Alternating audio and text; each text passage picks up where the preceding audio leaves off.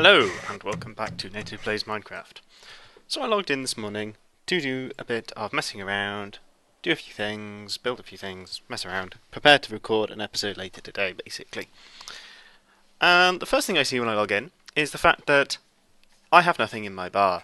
Nothing at all. Not a thing. So that was bad enough as it is, because I've now lost all of my items, including my armour. And I was displeased, greatly displeased by that. So I thought, I know what I'll do. I'll come back and I'll make myself some new weapons and tools and things. So I come over to this chest, which is metals and other, which contains all of my metal and ore and diamonds to be, that's an important one.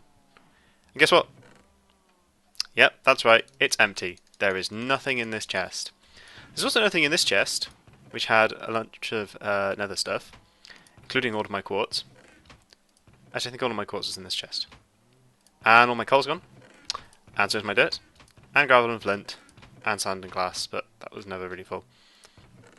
There are some chests here that have stuff in. Like, most of these chests seem to be okay. My smooth stone has disappeared. And my special stone is still there. So I have absolutely not a clue what the hell happened. I can only assume it has something to do with one of the updates, one of the snapshots. I haven't gone to see if there's a persistent bug with it or something, but it might have something to do with that. And I've been switching back and forth from creative mode to kind of fly around and look at things, and if I'm just placing down, like I've done a bit of landscaping, and instead of using stacks of dirt, because dirt is so abundant, I don't have to mine it and stuff, I just switch into creative mode and it's a lot quicker. It's a little cheaty, I know, but I'm on a single player game, so really it's kind of my choice. I mean, if I was playing this to be really cheaty, I would just spawn in like a beacon because I wanted a beacon, and I'm not doing that. So, as I said originally, kind of using creative mode when I don't really have any reason not to. Oh, not any reason not to. Only when things would get really, really, really tedious. So yeah, this chest is also empty, as is this one.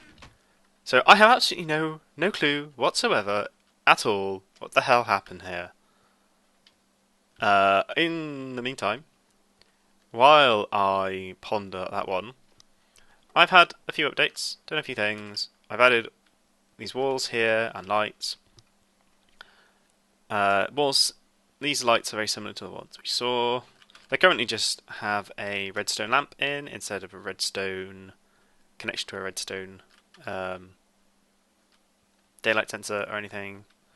And I've also added some lights around the town circle because it was getting a bit dark during the night. So, what I'm probably going to do is see if I can find a video where I can see how much quartz I had, how many diamonds I had. I haven't really done any mining recently. And I'm probably just going to spawn in what I had. And that kind of sucks, but really, I mean, like, this even hit my backup. I have a rolling backup I do every now and again, and when I loaded into that also had the same problem. I can't quite remember when I did that backup anyway. So yes, that is unfortunate, and it makes me very sad, but I'm not going to let it stop me. So yeah, that was just a quick update. I am now going to go and do what I said, and the rest of this video will be later today. Or good later today. For you, it's just going to fade into the future. So, I will see you later. Future me will see you later. Yeah. Bye. Thank you very much, past me. Okay, right, it's been a couple of hours and I have made a whole new set of things and enchanted them in creative mode because, do you know what? Just no. Just no. No, no, no, no. Anyway, I have diamond helmet with projectile protection 4 on. Diamond chestplate with multiple things including thorns on and various other bits and odds and ends. I also have my sword which has sharpness 3 on. Does a decent amount of damage. My last one had smite on, which only damaged zombies, so having a sharpness sword is quite nice. I have a bow, punch 1 and breaking 3. I have 16 arrows. So I have a diamond axe, fortune 3, efficiency 4, and damage on efficiency 4. And I also made Hephaestus again, because I was really happy with having a fortune 5 pick. So that's actually a direct recreation of Hephaestus from before I lost it. And I found a clip where I was hovering over the previous version so I could tell what it had exactly. So, yeah. As for all my other stuff, I have given myself some netherrack and glowstone, and iron and gold, and diamond. This is the exact amount of diamonds I had as per the last video that I showed this chest, which wasn't that long ago. I also have the exact amount of iron and gold, and approximately the same amount of coal, and exactly the same amount of quartz. I've not bothered with these because they're not that useful, and I've given myself some stone.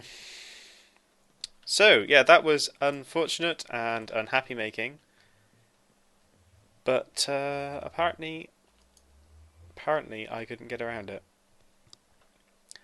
So if anyone knows why that happened, if anyone has seen a bug report or has had the same thing happen to them, please do let me know, because it would be nice to know why that happened.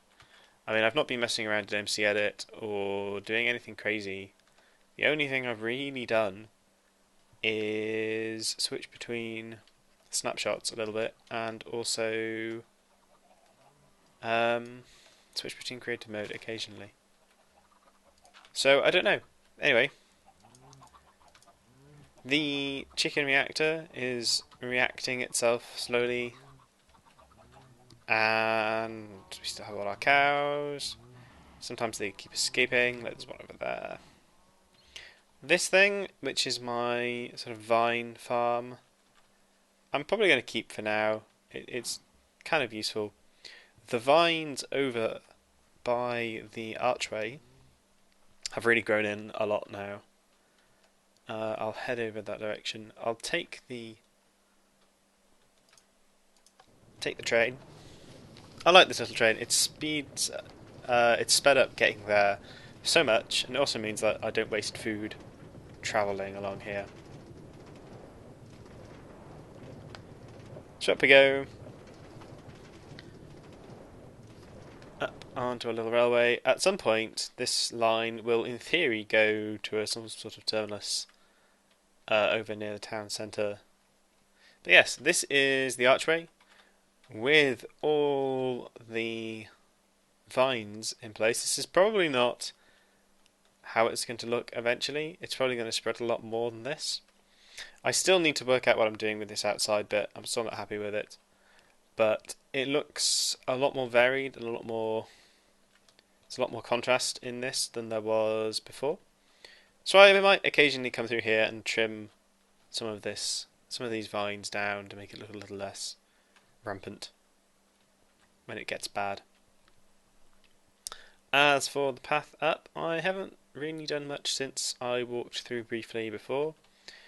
One of the big things is creating this big semicircle now that connects the bridges that we built a couple of videos ago to the path down into town and the path, the stairs up.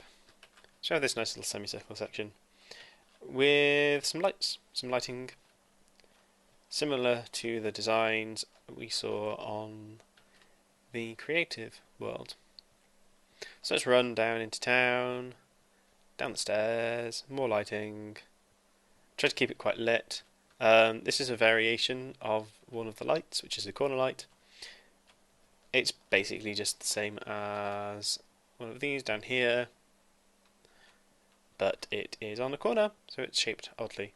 This section here, where the wall, this kind of retaining wall comes down, bends around, that might change. I'm not particularly enamoured with it. It's a little messy. If I come back a little bit, I wanted to try and make it look a little bit broken up, but I'm not sure if it's really worked. So that's likely to change at some point. Maybe not soon, but yeah. And then we have the town centre, again with some lamps on. So the next big project is to start getting this town centre a little bit more alive, while I think about the design for the Moon Temple and collect resources and things like that. So, as you can see, there's a section carved out here. This is going to be the site for the Hall of Artificers.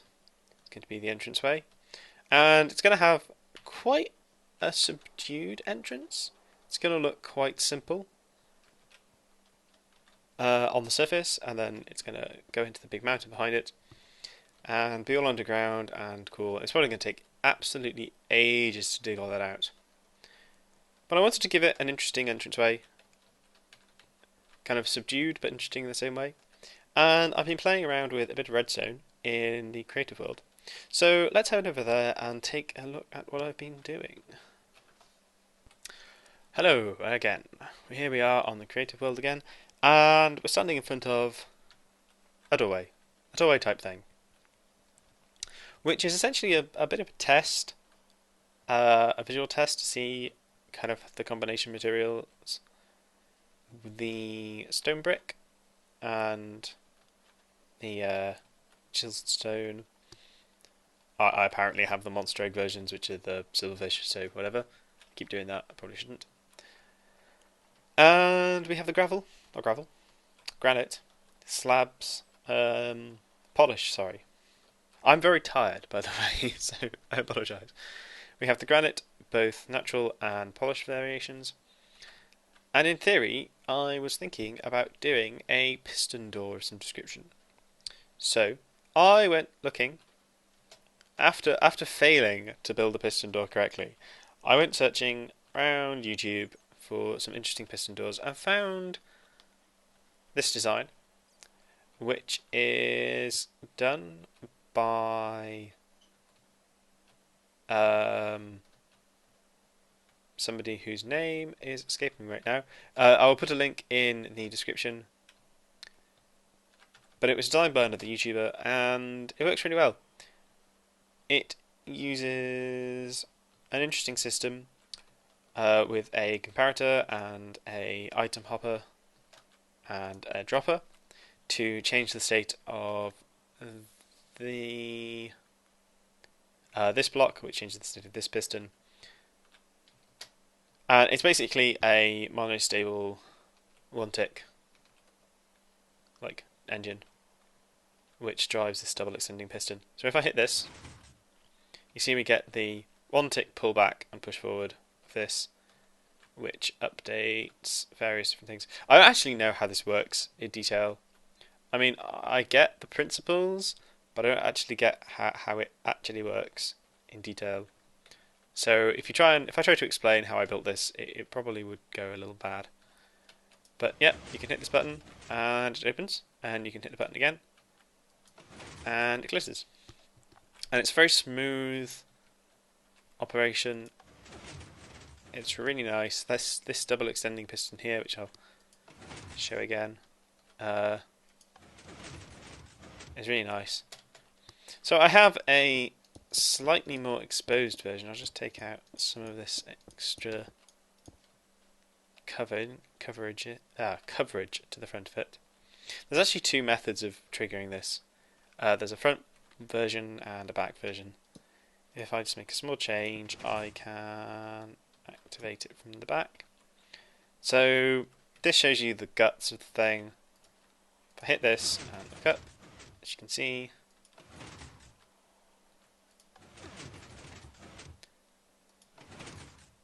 it's a very interesting mechanism. As I said, it's driven off this monostable one-tick engine thing, and it has this piston which brakes and unbrakes, a connection to this block which powers the double extender to grab that central block, and then the stuff around, so these three and that top one is just basic piston.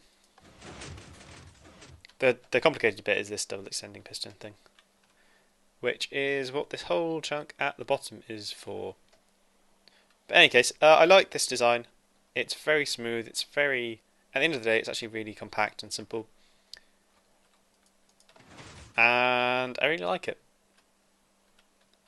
So I will probably use this design, and I will properly credit who did this in the credits in the description and give a link to his channel, because it's really nice, and if I'm going to use it, then I really should give props to that guy whose name I can't remember.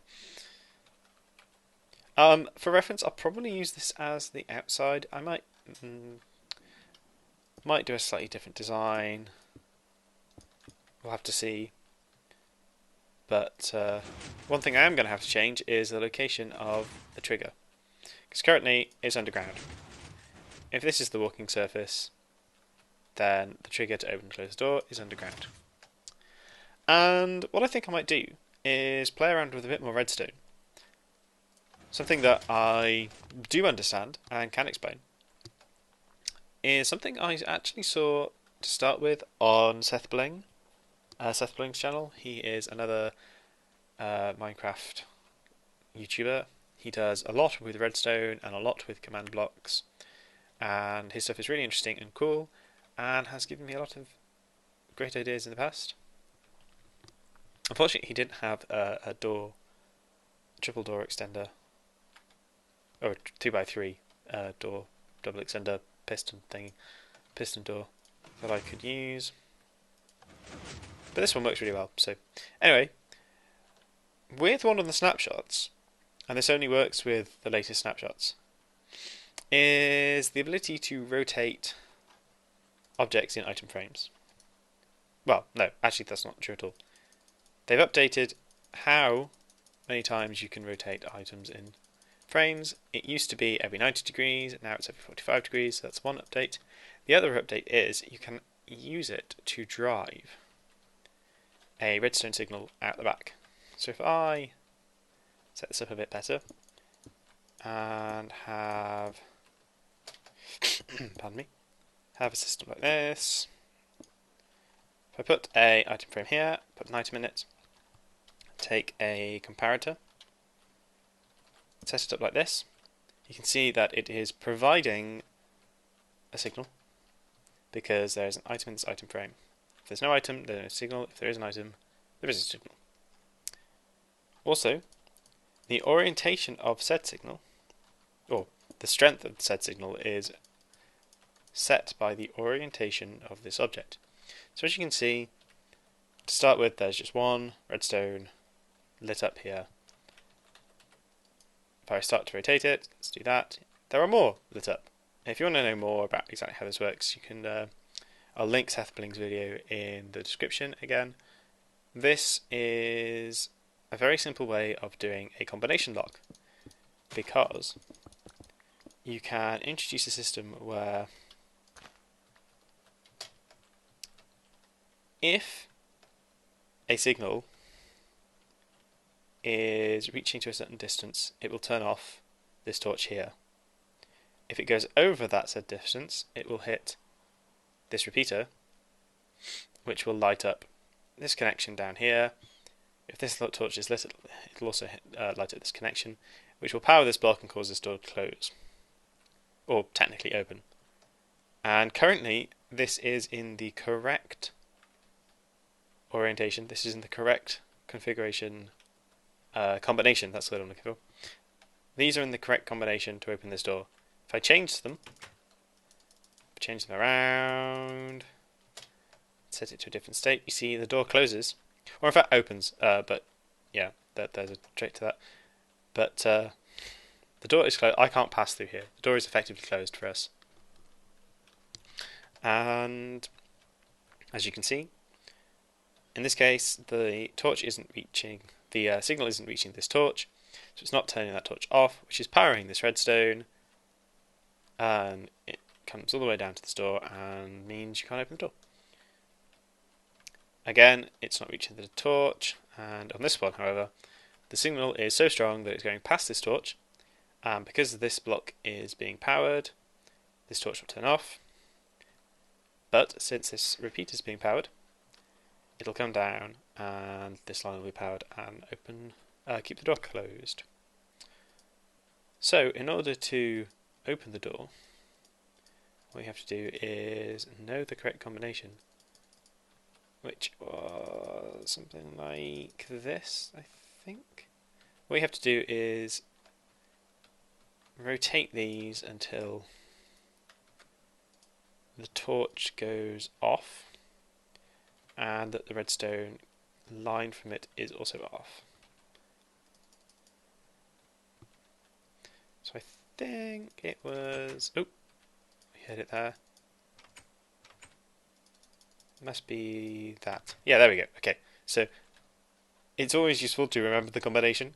You could also do something where, I don't know if individual items have different outputs in terms of strength from these repeaters, from these comparators for what's in the item frame, because it would be cool. I mean, if you put in something like a redstone torch, it might produce slightly more power than if you put in a block of sand or something. But as you see, if I turn this one, just one being off means that it's going to overflow, overpower from this lamp onto this block, which lights up this repeater and flows all the way back through. So there we have what is essentially a really simple combination lock. If you want to see more, then Seth Bling's video is in the description. What I might do is use a very similar system to this on my doorway with some item like a sword, so that the only people who may pass into the artificers are people who know what the secret pass is, what the secret passcode is. Now obviously it would be cool if I could work out a way of randomly rotating this after you've gone through. I'm not sure I can do that, especially without using command blocks. One method would be to have a piston in the floor here that would push up and knock off this sign entirely. But that's a bit silly. But anyway, yes, this is the intended door. So you'd rotate these, and when you got the right signal, you'd open the door. And as soon as you change the combination, it would close the door. What that combination is, I don't know. But I thought that was kind of a cool and interesting thing to have. And yeah. So, at some point soon, I will construct this door in the main world. It isn't as complicated as it looks. It looks a lot more in-depth. It looks a lot more crazy. It's actually relatively simple once you've seen it being built. I may in fact record myself building it, if for no other reason than to have it shown. But yeah, it's an interesting design. I found several designs for 3x3 doors. I in fact found several designs for 4x4 doors, but not all of them worked in the current snapshot. This is the only one I found that works after one of the big redstone updates late last year. So yeah, props go out to the name of the guy. I feel really bad now. I can't remember his name, but I didn't get much sleep last night, so my brain is a bit not really with it. Anyway, thank you very much for watching, and I hope you enjoyed. And hopefully next time we will see these doors in action in the real world with a bit more ornate framing around. I mean, I might do something more similar to this, but recessed, and might even kind of give them a bit of